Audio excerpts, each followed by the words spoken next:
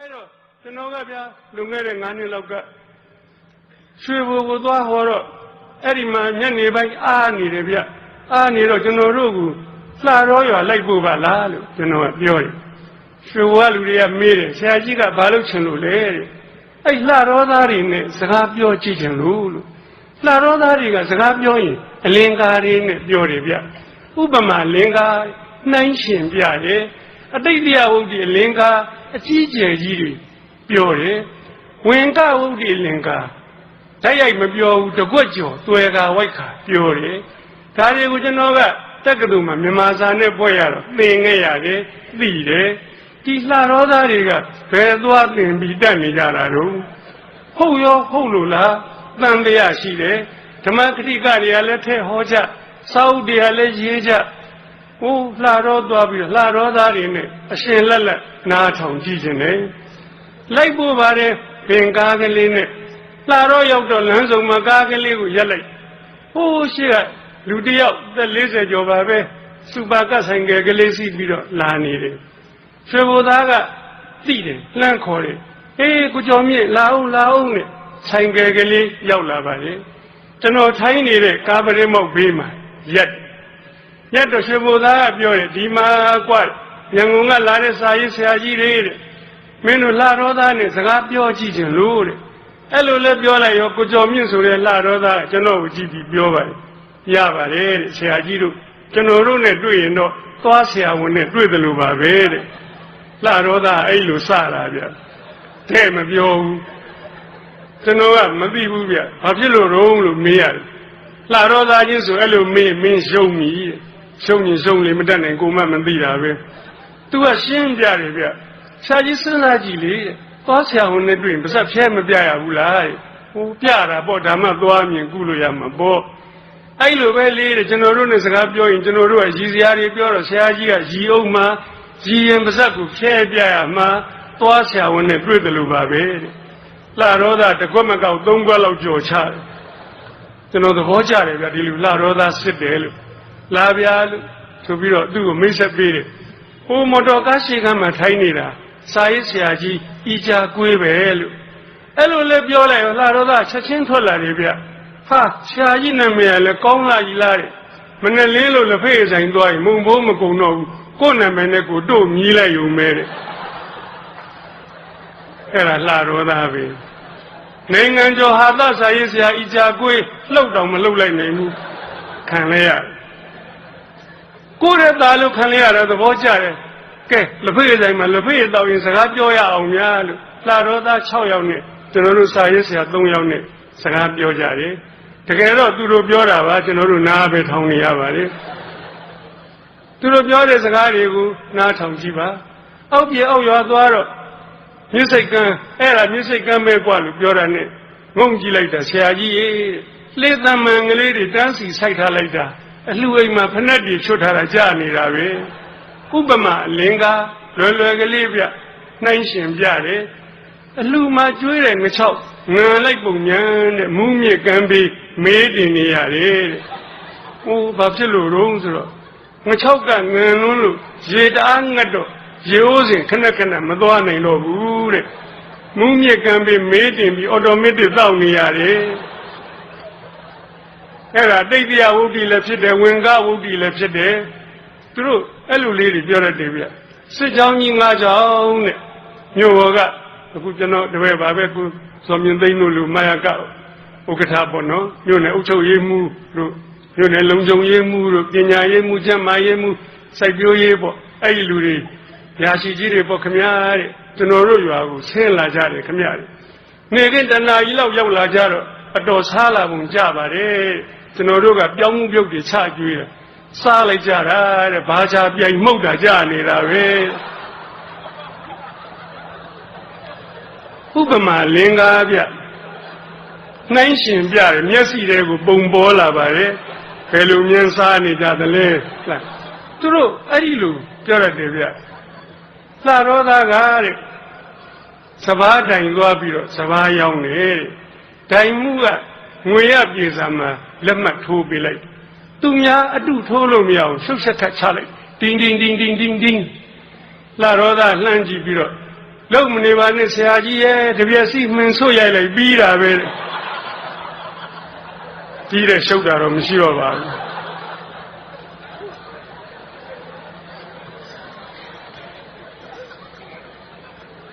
ကျွန်တော်သဘောကျတယ်ဗျဩ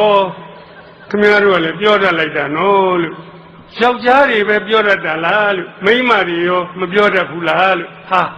ပြောတတ်တာပေါ့ဆရာကြီးရာတဲ့ကျွန်တော်မိန်းမနဲ့ရံဖြစ်တော့ကြိတ်မုံပြောလိုက်တာတဲ့မင်းငါဘာကောင်မှတ်တလဲငါတို့ယောက်ျားဆိုတော့လေကားသုံးတစ်စင်လူပြိုဖြစ်တယ်ကွာလို့ပြောလိုက်တာတဲ့ကျွန်တော်မိန်းမချက်ချင်းပြန်ပြောတယ်ရှင်ကမှလေကားသုံးတစ်စင်နေအောင်မဲကျမတစ်ထစ်မှဆင်းစရာမလိုဘူးအိမ်ပရိမောက်ကိုဖွင့်ပြီးလက်ရခေါ်လိုက်ရင်အပြိုဖြစ်တယ်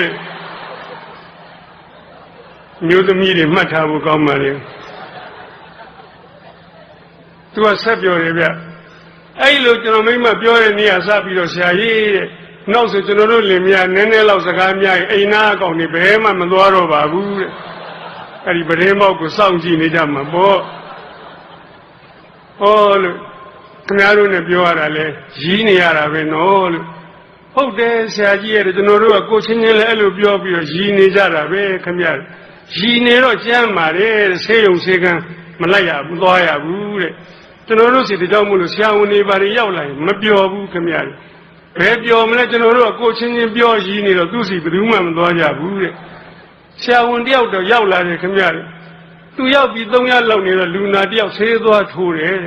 ဘယ်လိုဖြစ်လဲမသိပါဘူးဆရာကြီးရဲ့သေသွားတယ်ခင်ဗျာဟိုးတယောက်ကလေးမတော်တဆဖြစ်တတ်တာပဲကျွန်တော်တို့ကပြဿနာမရှိပါဘူးတဲ့နောက်9ရက်လောက်နေတော့နောက်တယောက်ဆေးသွားထိုးပြန်တယ်ခင်ဗျာ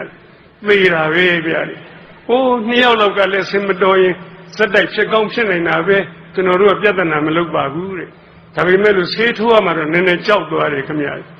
တလားလောက်ရှိတော့နောက်တယောက်သွားထိုးပြန်တယ်ဆရာရဲ့သေတာပါပဲတဲ့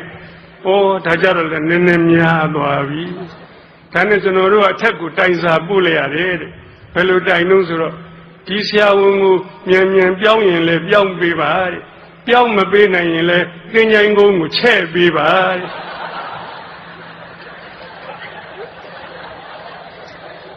အဲ့ဒါလှရောသားတိုင်နဲ့နီးပါပဲကျွန်တော်မေးကြည့်တယ်အဲ့ဒီဆရာဝန်ပြောင်းသွားသလားဆိုပြောင်းသွားတော့ဆရာကြီးဟာသင်္ချိုင်းကုန်းချဲ့ရတာခက်တယ်ခင်ဗျာအများကြီးပါပဲဗျာသူတို့နဲ့ပြောရင်ကျွန်တော်ဘေးပတ်ဝန်းကျင်ကြည့်လိုက်တော့သစ်ပင်လေးတွေကစိမ့်လို့ဆူလို့လက်ကွက်ထက်မှလည်းရေလေးတွေကဖွေးလို့ဟိုးကျွန်တော်ကလှတော့ဆိုတော့အညာဒေသပူပြင်း6သွေးမှတ်နေတာလို့အခုမြင်ရတော့ရေပေါ်ပုံရတယ်နော်လို့အဲ့လိုပြောတော့လှတော့သားသဘောကျတာပေါ့သူ့ရွာချီးမွမ်းတာကိုဟိုးဆရာကြီးကလည်းရေပေါ်ချက်ကတော့စက်တအုပ်မှ2ခါရဲ့ရေထွက်တယ်ဆရာရဲ့ထွက်လာတဲ့ရေလည်းဘာကောင်းတယ်လဲမမင်းနဲ့စပါကလင်မဲတဲ့ချိုးနေတယ်တဲ့သူ့ရွာသူတော့ကြွားတယ်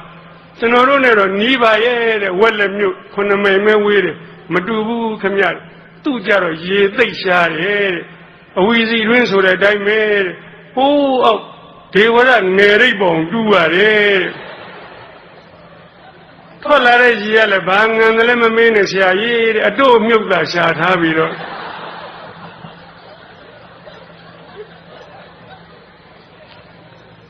အဲ့တော့ဗျာပြောရင်ကျွန်တော်လင်းသွားနိုင်တယ်အဲ့တော့နောက်တော့ရွှေဘွားလူတွေကပြောပါတယ်ဆရာ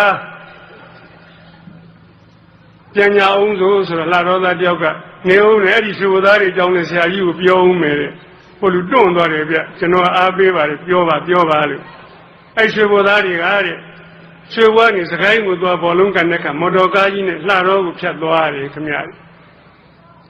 ညကြလို့ရှင်9နာရီ10နာရီလှတော့ကိုဖြတ်ပြီးပြန်ရတယ်တဲ့သူတို့များနိုင်တဲ့နေ့တိုက်ပြီဆိုရင်တော့ဆရာကြီးတဲ့ပွက်ကိုညံလို့တရွာလုံးဘယ်သူမှအိတ်လို့မရဘူးတဲ့မေးစရာမလိုပါဘူးကျွန်တော်တို့ကသိပါပြီတဲ့ရွှေဘိုသားတွေဘောလုံးနိုင်လာပြီကွသူတို့ရှုံးတဲ့ညကြရင်တော့ဆရာကြီးဘယ်ချိန်ပြန်သွားမှန်းကိုမသိလိုက်ရဘူးတဲ့တိတ်လို့ငြိမ့်နေတာပဲတဲ့ကျွန်တော်ထင်နေတဲ့လှတော့မရောက်ခင်တမိုင်လောက်ကလေးကမော်တော်ကားကြီးကိုထမ်းသွားကြတာထင်တယ်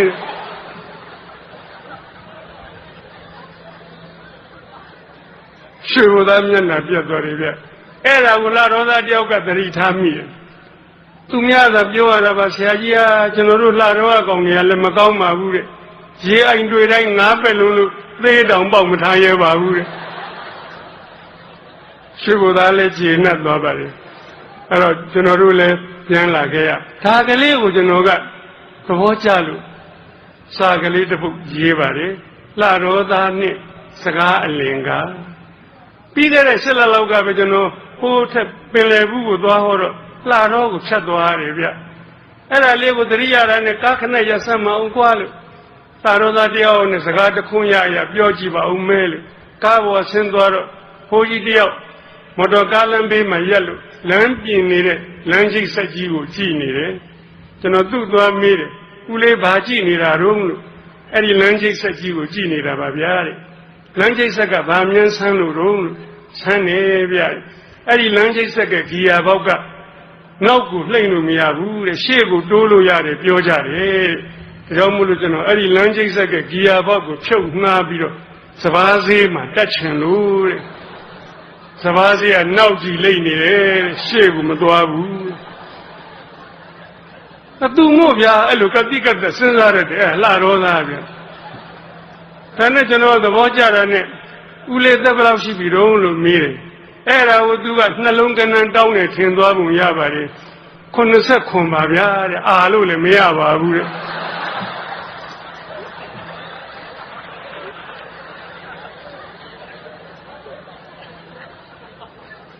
အဲ့ဒီဟာလေးတွေကိုဘဝထဲကရတာလေးကိုကျွန်တော်ကစာကလေးတစ်ပုဒ်ပြန်ရေးလှတော်သားနှင့်စကားအလင်ကဖတ်တဲ့သူတွေကိုမျှဝေခံစားတာပါအ ਨੇ ဆုံးတော့ပြုံးပါစေရဲပါစေကျမ်းမာရွှင်လန်းပါစေလို့စေတနာနဲ့ပါပဲ